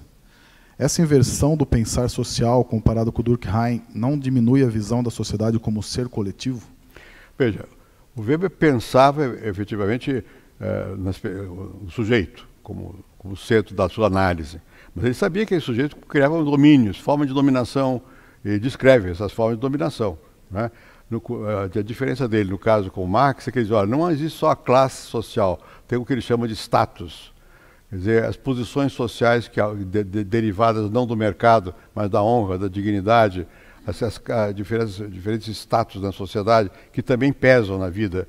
Não é que ele fosse uma pessoa que não visse o conjunto. Ele diz, para eu entender o conjunto, eu tenho que saber que ele é composto de pessoas. Essas pessoas têm uma ação que é motivada para que eles possam persistir num certo curso de ação. É essa a diferença dele. Não é que ele não desconheça a estrutura. Ele diz, não me basta analisar a estrutura, eu tenho que analisar como é que essa estrutura é vivida pelas pessoas. Então não é uma coisa propriamente contraditória, embora seja diferente. Se você quiser chamar de individualista, mas ele senta na pessoa. Vou dar um outro exemplo. Um amigo meu, Alain Touraine, tem a sociologia também um pouco nesse estilo do ator social, né? Do movimento social e do ator social. Quem está estudando o movimento sabe que existe estrutura. Movimento é uma coisa, estrutura é outra. Mas ele não está dizendo que não há classe, está dizendo que em certos momentos as pessoas se juntam e se movem por algum objetivo, que pode influenciar as estruturas. Então a mesma coisa com o Weber. Ele não está dizendo que não existe estrutura, ele está dizendo a minha análise não é a partir da estrutura, é a partir da motivação do indivíduo. Mas ele conhecia o Tênis, ele conhecia o Marx, ele sabia. Não é? Ele está num diálogo, se você quiser. Ele é posterior ao Marx, mas está num diálogo com o Marx. Ele diz, olha, você, muito bem, está descrevendo o mundo de um ponto de vista, aspas, objetivo. Eu quero descrever mostrando que há uma subjetividade implícita. É essa a diferença. Né? Uma pergunta do público, da Diana, ela te pergunta assim, se você acha que a ética da comunicação deve distinguir entre as causas legítimas e as causas ilegítimas. Em que medida a adoção de uma causa deve ser informada pelo entendimento técnico e não só pela paixão? Bom, a causa, quando você adere à causa, você faz uma escolha. Essa sua escolha pode ser racional, com o objetivo de fins ou de valores, ou é tradicional. Esse é o Weber. Bom, portanto, você não está excluindo que, ao escolher uma causa, que existe a possibilidade de uma racionalidade. Você pode ir de acordo com... Eu escolho por que essa e não aquela. Tem alguma racionalidade, mas é uma causa, você adere a ela emotivamente, valorativamente, etc, etc. Então, eu não acho que se deva escolher os objetivos na vida política por razões técnicas. Nem pode. Os objetivos são prenhes de valor. Você escolhe, queira ou não queira, você escolhe por uma coisa que é diferente da outra. E por que você fez a escolha? Não é porque tecnicamente foi melhor, porque você acredita mais. Agora, isso não elimina a existência da técnica. Não elimina que você, para obter esse objetivo, a comunicação que ela fala, não entendi bem qual seria, para obter esse objetivo, você não tem que usar meios técnicos, tem que usar meios técnicos. A racionalidade técnica existe na vida. Você não pode, na política, excluir a racionalidade técnica. O que está dito é o seguinte, não há só a racionalidade técnica, existem também valores. E você, ao escolher, você está lidando com os valores, é isso. Mais duas perguntas da internet. O Marcos e o Éder. O Marcos te pergunta quem são os autores contemporâneos que o senhor indica para um jovem que tem interesse em estudar e compreender a sociologia hoje. E o Éder te pergunta também quais livros o presidente indicaria para o início de uma vida intelectual. Bom, não é fácil. Primeiro, eu estou fora da vida acadêmica há muitos anos. A última vez que eu dei aula aqui no Brasil, na Universidade de São Paulo, foi em 1969. Depois disso, eu dei aula fora do Brasil. E claro que eu acompanho, mais ou menos, né? Mas é difícil dizer qual seria o livro que eu iria indicar hoje. Eu vou dizer uma outra coisa. Qualquer grande autor, mesmo que ele seja um contra o outro, você pega qualquer dos dois, te ensina. Você tem que mergulhar no livro e entender o que ele está querendo saber. Por que ele faz essa pergunta? O que ele está te respondendo? Ele responde de uma maneira adequada? Que método ele está usando? Que maneira ele está tentando demonstrar aquilo que ele quer? Eu diria que você pode ler o Weber, ou pode ler o Marx, ou pode ler o Durkheim. Os três vão te ensinar coisas diferentes. E na formação das pessoas, é importante que as pessoas leiam esses todos e muitos outros mais e formem seu juízo, escolham para cá ou para lá, quem que eu quero mais.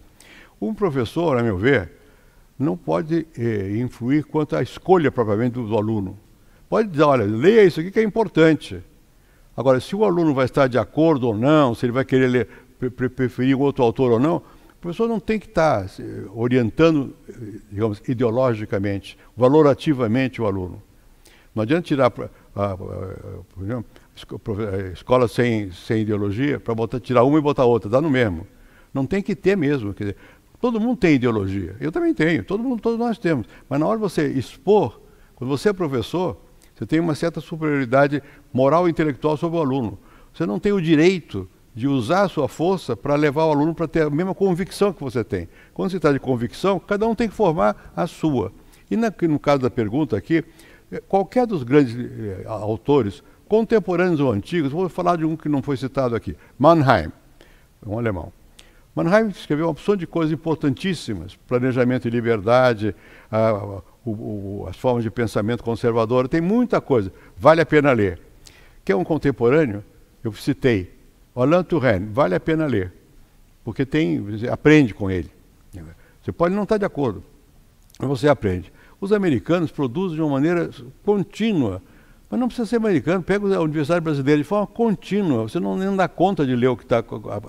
O problema é pegar quem seja realmente significativo para você, que seja grande. Eu acho que é indispensável ler os clássicos. Por que eles são clássicos? Clássico é alguma coisa que existe porque permanece. Não é? Porque escreveu há muito tempo e está sendo lido hoje. Permanece, alguma coisa ele diz. Leia. Eu falei alguns vagamente, falei do Descartes. Pô, mas leia Kant, dá no mesmo. Dá no mesmo não, são diferentes. Mas de qualquer maneira, vale a pena ler. Leia o Spinoza, leia quem seja, leia Mannheim, leia os sociólogos, leia quem seja. O importante é você formar uma opinião. E eu estou falando dos grandes. Não precisa, muitas vezes não são tão grandes assim e também ensinam. Você tem que ter a humildade de, ao ler, não julgar de antemão. Você às vezes até pode se equivocar no julgamento, mas é bom que você abra os olhos e leia. Não é? E Não creio que caiba a mim, aqui, na situação em que eu estou, dizer, leia esse e não aquele. Leia para não tomar partidos contemporâneos, leia qualquer clássico e aprenda. O importante é você, ao ler, entender o que a pessoa quer. Não é que você está de acordo com a pessoa, pode estar ou não estar, mas o que ele está propondo? Por que ele está propondo? Por isso que é importante ler, como eu mencionei aqui, a biografia do Weber. Porque você vê que ninguém está, quando você está falando, você não está falando abstratamente. Nós aqui no Brasil, quando vamos falando de política, nós temos situações concretas aqui. Queiramos ou não, nós estamos mais ou menos nos referindo a. Não é? É assim que eu acho que tem que ver como é que são os autores. Quer dizer, os autores não são seres desligados da vida. Eles fazem parte da vida, mas eles escrevem. Quando ele escreve, aquilo que ele escreveu virou objetivo. É aquilo ali. Escrevi isso aqui, vamos ler. Aí você vai tentar entender. Você pode explicar, não, ele fez isso porque ele queria aquilo. Pode ser. Mas o que ele disse? Vamos ver, vamos entender. Qualquer um deles. O importante é que você tenha a paciência e a humildade. Ler e entender. Outro dia me caiu nas mãos, por acaso, um livro de alguma pessoa que eu não conheço, sociólogo. Eu fui ler. Bom, é apaixonante. Porque está descrevendo a questão do crime organizado no Brasil. PCC e não sei o quê. Quer dizer, é apaixonante, porque ele sabe. Você percebe logo se a pessoa sabe ou não sabe. Está enrolando, usando muita palavra para dizer nada, ou está dizendo o que sabe, o que viveu. E além de ter vivido como experiência, tem capacidade intelectual de expressar aquilo de uma maneira conceitual. Tá? Explicando o que ele viveu. Eu acho que isso é importante. Mesmo que você não saiba, eu não sei dizer de novo, o nome do autor, que eu me referi, não sei, esqueci. Mas é um cara importante, não sei se é importante, notório, mas ele tem, o livro vale a pena. Quer dizer, a gente tem, ao pegar o livro, você diz, eu não conheço esse aqui, não vou ler. Não tem, vejo o título, não é de grande universidade, não vou ler. Não, tem que olhar, tem que julgar, tem que ter essa capacidade e a humildade, para não ex cátedra, a partir do seu suposto saber, dizer, esse serve, esse não serve. Vamos ver, vamos ter uma atitude mais humilde diante da vida intelectual. Presidente, a gente está já chegando no final da apresentação. Tem mais algumas perguntas aqui. Vou até pedir desculpa porque a gente não conseguiu ler todas as perguntas que chegaram por aqui, pela internet também. Mas eu vou juntar duas aqui para essa rodada final. A Annelise pergunta assim, como o senhor avalia o ensino de sociologia nas escolas? E como vê o projeto de agentes políticos atuais para focar o ensino em disciplinas como português e matemática? E o Daniel, que está aqui presente com a gente, pergunta, você considera que, na atualidade, os indivíduos encontram-se em estado de egocentrismo de padrões de condutas sociais e políticas, de forma a repudiar os que não concordam com eles? E qual o motivo disso?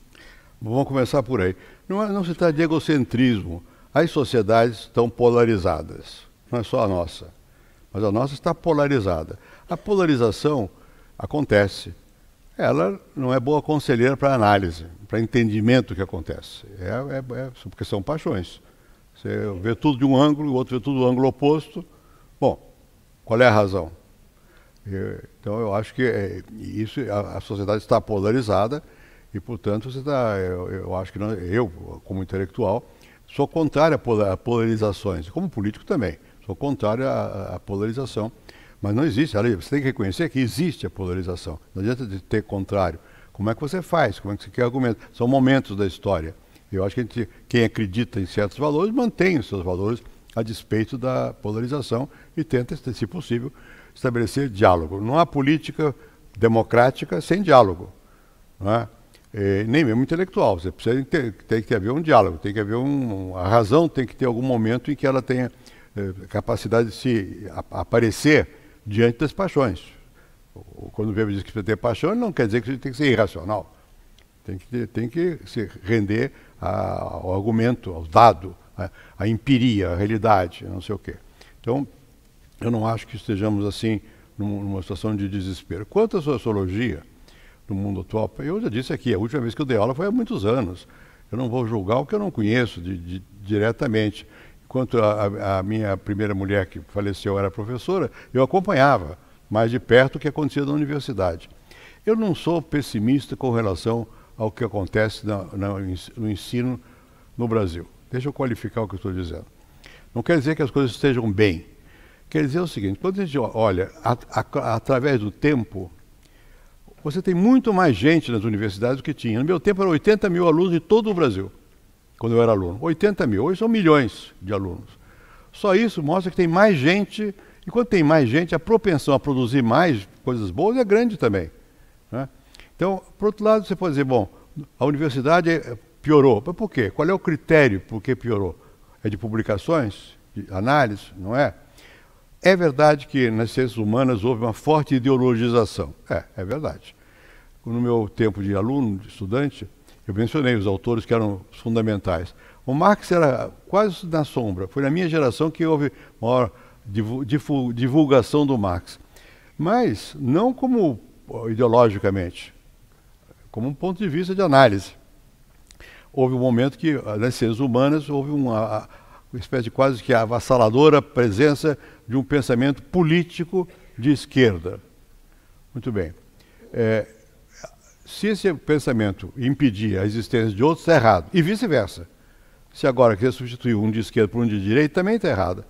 Tem que haver uma diversidade, uma análise, uma comparação, e principalmente a universidade, a meu ver, não é feita para doutrinar politicamente. É feita para explicar, ajudar a pessoa a formar o intelecto, a sua formação intelectual, avançar por si só. E pode ir para um lado ou para o outro, ou para nenhum lado. Aí vai variar, e isso vai depender de fatores que não são da universidade, são da sociedade. E tomam partido. O Weber defendia tomar partido, eu também defendo, eu tomo partido, eu digo o que eu penso. A cada momento eu procuro dizer o que eu penso, politicamente. Aqui não estamos discutindo política, estamos discutindo Max Weber. Eu não vou discutir, dizer que ele é de direita, ele é individualista e, portanto, não entende a sociedade, porque eu não vou entender o Weber ao dizer isso. Não vou dizer o que ele pensava. Eu tenho que dizer o que ele pensava, como é que ele pensava.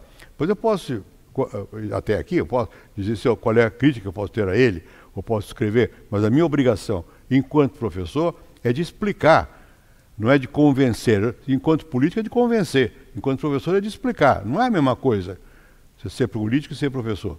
O discurso de um comício é diferente do discurso de uma aula. Numa aula, eu quanto possível, eu não politizo.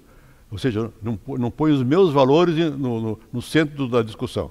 Eu procuro entender o que o outro está dizendo e o que quer e não sei o quê. Então é isso. Eu não acho que no geral, que nós tenhamos perdido a capacidade de produzir cientificamente. Nem mesmo nas ciências humanas.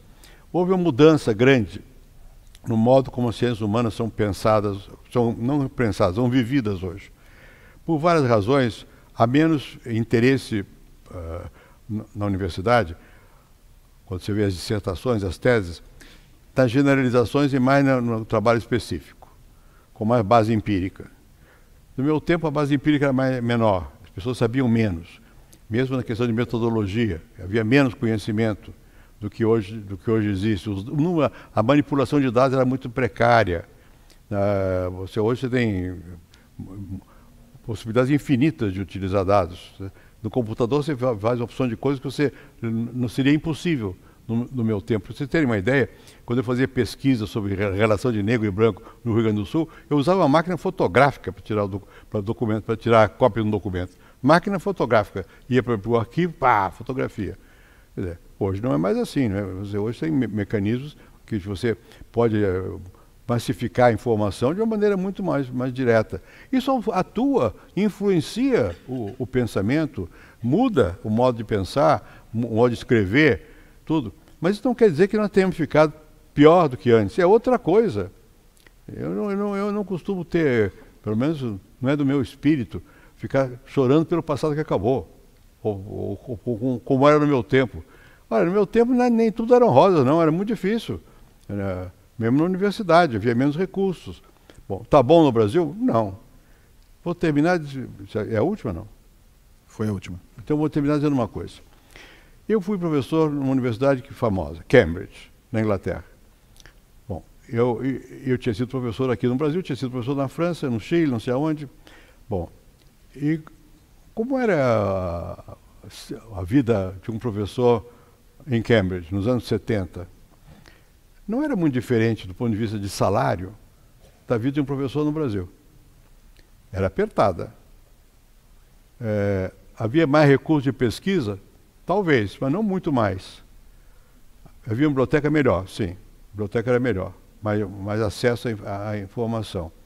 E havia uma coisa que nós não podemos perder. Era a dignidade de ser professor. Era uma honra. No entanto, lá é mais ser membro de um college, que não é faculdade. Você é membro de vários professores e alunos de várias faculdades podem estar no mesmo college. Mas o college dá um sentido de dignidade. Isso é importante. Quer dizer, você dá um valor à profissão. Isso nós não devemos perder no Brasil. E podemos perder. A massificação, etc., e o descrédito que pode levar à perda da dignidade da condição de professor. Isso que é o risco maior que nós temos. Não é que vai perder a capacidade de transmitir o saber. É que as pessoas vão dar menos valor a quem está transmitindo. E isso não é bom. É bom que na Alemanha era um valor enorme. Na época do Weber, você vê, na Alemanha eles usam dreimal Doktor, quer dizer, 3 vezes doutor. Doutor, doutor, doutor. Você é doutor porque é doutor porque é livre docente, doutor porque é catedrático. É dreimal Doktor. Isso tem valor. Aqui ninguém nem sabe se você quer dizer livre docente ou não sei o quê. Está menos, tudo bem, é uma outra sociedade. Os Estados Unidos também não sabem, nos Estados Unidos não sabem também. Mas essa perda do valor da qualidade de ser professor, da capacidade do jeito que está transmitir o que sabe, e o modo de ensinar mudou também, não só por causa dos meios técnicos, mas também porque o professor não se pressupõe mais um sabe-tudo. Ele tem que trabalhar mais em equipe, tem que conversar, tem que dialogar, não é? Não é no meu tempo se dizia Magister Dixit, quer dizer, o professor falou, está falado. Agora o professor falou, não está falado. Vamos ver. Não é? É diferente, mas tudo é diferente. Não é? Como político, ganhou a eleição, tá bom, mas ganhou a eleição ontem, hoje você é outra coisa. Vamos ver o que você faz, vamos julgar e tal. Isso não é uma perda, isso é um ganho para a sociedade. As pessoas estão ganhando mais independência diante da autoridade. Né?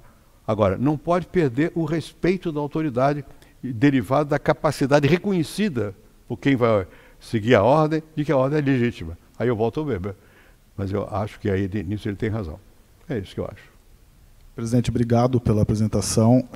Só antes de encerrar, avisar quem quiser rever a apresentação do presidente hoje, esse vídeo já está disponível no nosso site, no Instituto CPFL, também nas nossas redes sociais, também no YouTube, também no nosso Facebook. E, para encerrar, eu gostaria de pedir uma salva de palmas para o nosso convidado da noite. Obrigado. Muito obrigado. São muito gentis. Obrigado.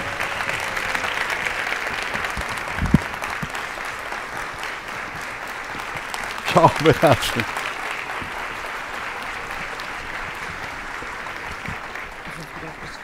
Aqui eu não estou nem vendo. Tá bom.